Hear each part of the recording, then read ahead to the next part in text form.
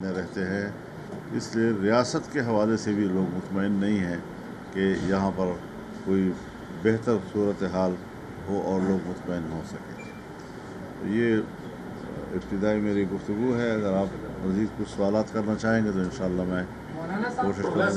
انتخابات آنے جا رہے ہیں، کل آپ سے ملاقات بھی ہوئی ہے، خیبر پختونخوا میں انتخابات کے حوالے سے کیا لائے عمل طے کر رہے ہیں؟ اس حوالے سے جو ہے ان کو کس بات تک یہ دہانی کرائی گئی ہے سینٹ کے انتخابات میں؟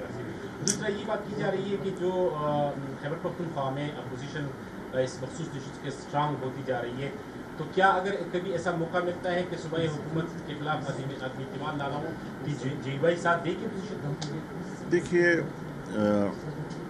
جہاں تک آپ کے دوسرے سوال کا تعلق ہے وہ تو ابھی اس پر کوئی مشورہ ہے نہ کوئی سوچ ہے اس حوالے سے، اور میری ترجیح یہ ہوگی کہ تبدیلی آئے، صوبے میں تبدیلی آئے، لیکن اگر پی ٹی آئی اکثریت میں ہے تو پی ٹی آئی کے اکثریت کے اندر ہی آئے، وہی لوگ اپنی تبدیلی جو ہے صوبائی حکومت کے لیے آئیں تو وہ زیادہ بہتر ہوگا بنسبت اس کے کہ اپوزیشن جو ہے متحرک ہو اور حکومت کی تبدیلی آئے۔ تو اگر ایک پارٹی کے اندر جو ہمارا یقین ہے، شک نہیں ہے، گمان نہیں ہے، دعویٰ ہے کہ ہمارے صوبے کی اکثریت جعلی ہے، دھاندلی کی پیداوار ہے، تاہم سیاسی کشمکش کا متحمل صوبہ شاید نہ ہو، تو اگر ان کے اپنی پارٹی کے اندر تبدیلی آتی ہے تو وہ زیادہ مناسب ہوگا میرے نزدیک۔ باقی پارٹی جو فیصلہ کرے گی وہ آنے والے وقت میں جس طرح وہ چاہیں گے، لیکن جہاں تک آپ کے پہلے سوال کا تعلق ہے تو دیکھیے، سب چیزیں ابھی ابتدائی مراحل میں ہیں۔ مسلم لیگ سے کچھ ہماری شکایت پیدا ہو گئی تو ہم ذرا بیٹھ گئے اس کے لیے، پیپلز پارٹی کی کوئی شکایت پیدا ہو گئی تو ہم آپس میں بیٹھ گئے، تو ابھی بالکل ابتدائی مراحل کی یہ صورتحال ہے، اور کیا ایڈجسٹمنٹ ہوتی ہے سینٹ کے الیکشن کے لیے ابھی میں اس پر کوئی تبصرہ کرنے کی پوزیشن میں نہیں ہوں۔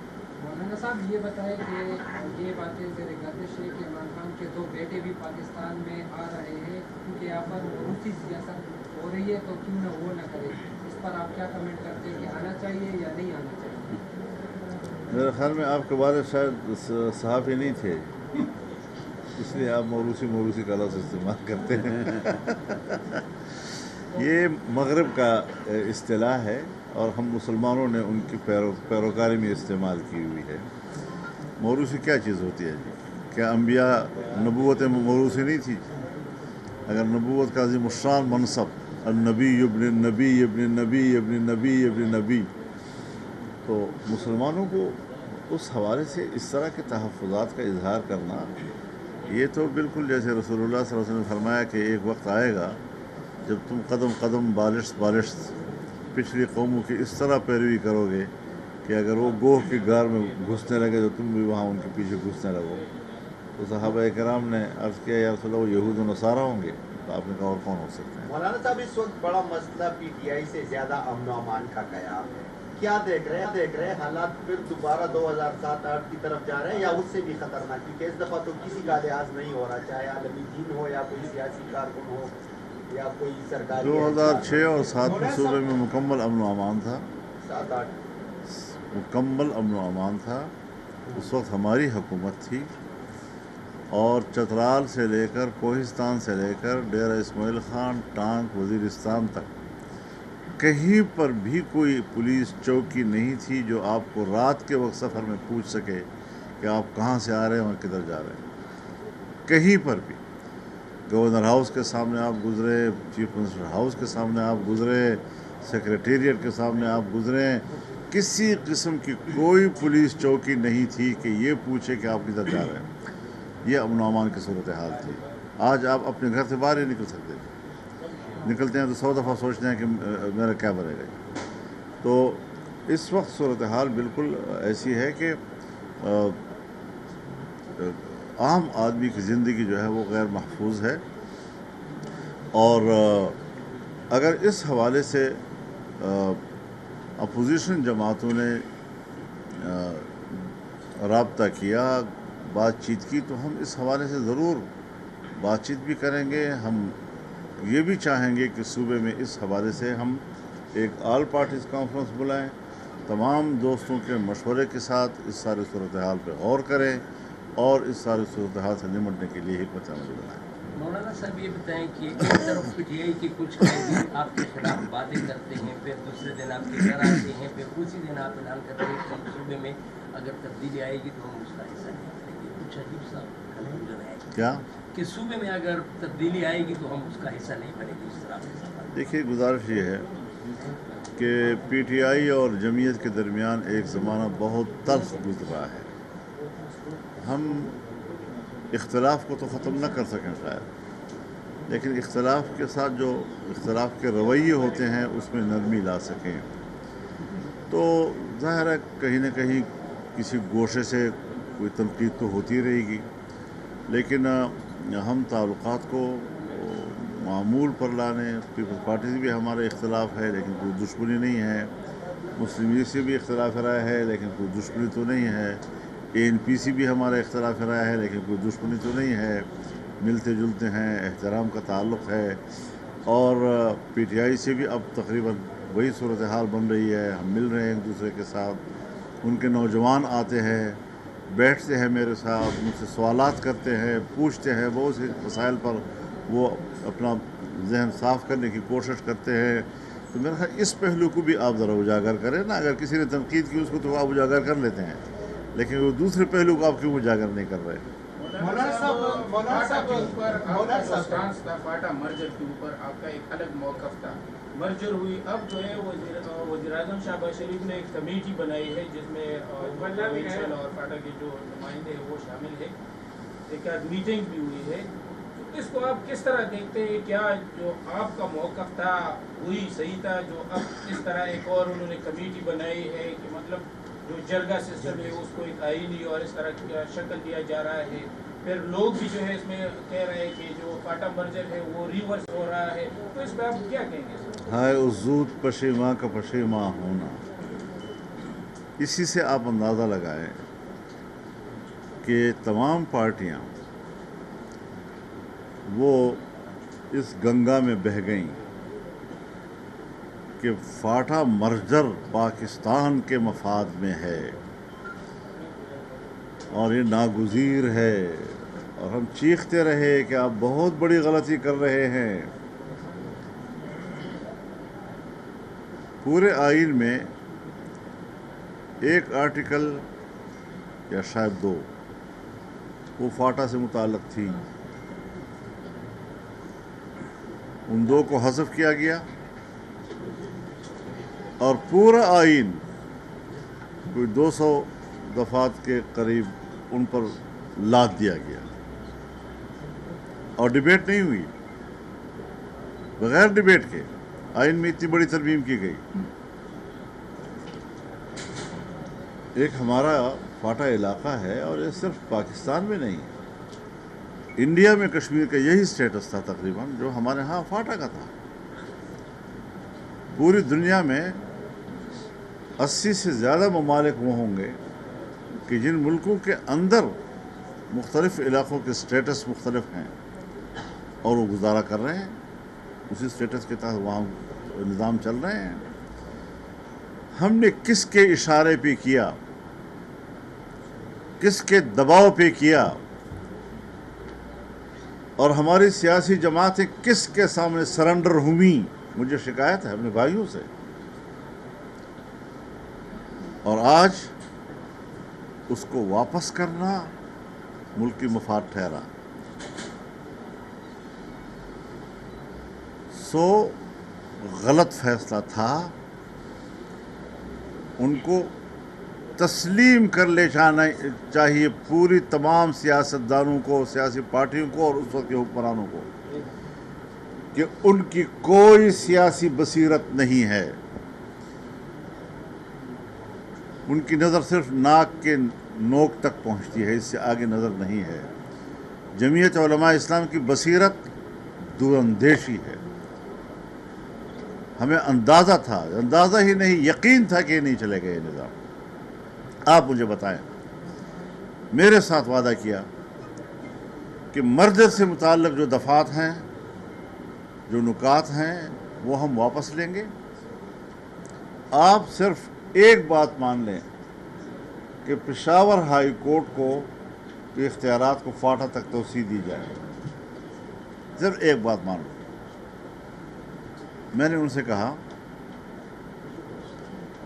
کہ پھر پشاور ہائی کورٹ کی توسیع کا کیا مطلب؟ یہ تو مرجر ہے۔ آپ اسلام آباد ہائی کورٹ کی توسیع کیوں نہیں کر رہے فاٹا تک؟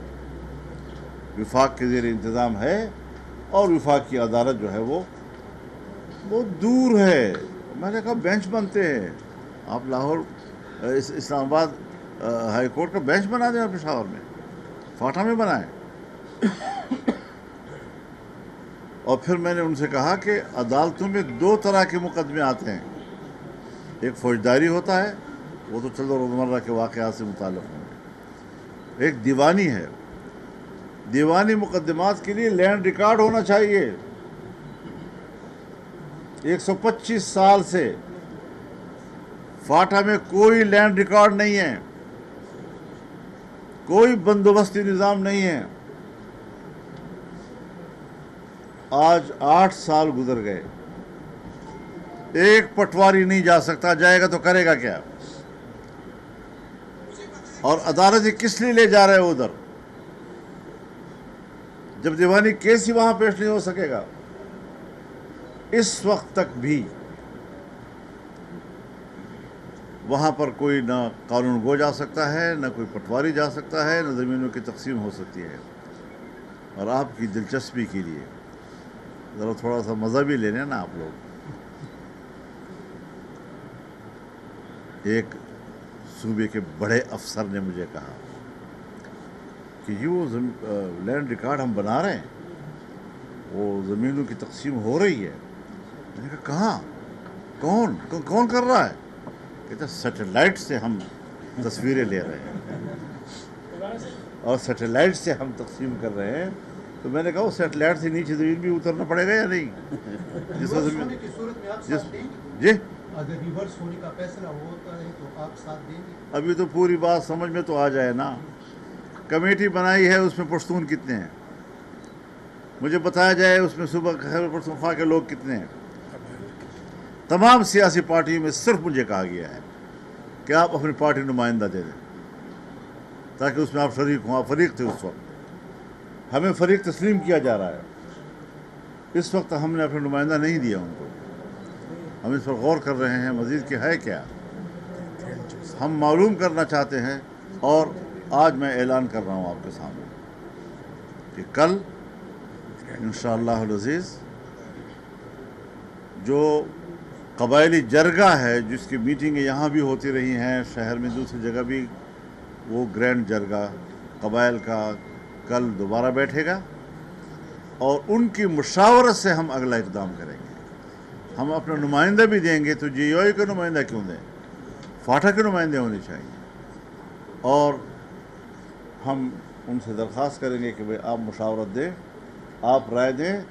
ہم نے پہلے بھی جو فیصلے کرنا چاہے وہ فاٹا کے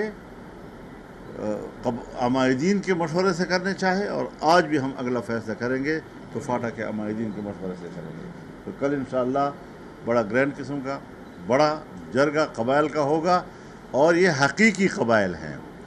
اور میں آپ کو بتانا چاہتا ہوں کہ 4000 قبائلی نمائندے، جس میں تمام مذاہب کے لوگ اور ہر طبقہ فکر کے لوگ شامل تھے، 4000 لوگ جنہوں نے عہد نامہ لکھا، اور اس عہد نامے میں کہا گیا کہ اس کے بعد یہی جرگہ قبائلی جرگہ کہلائے گا، اور اس کے علاوہ کوئی دوسرا قبائلی جرگہ نہیں ہوگا۔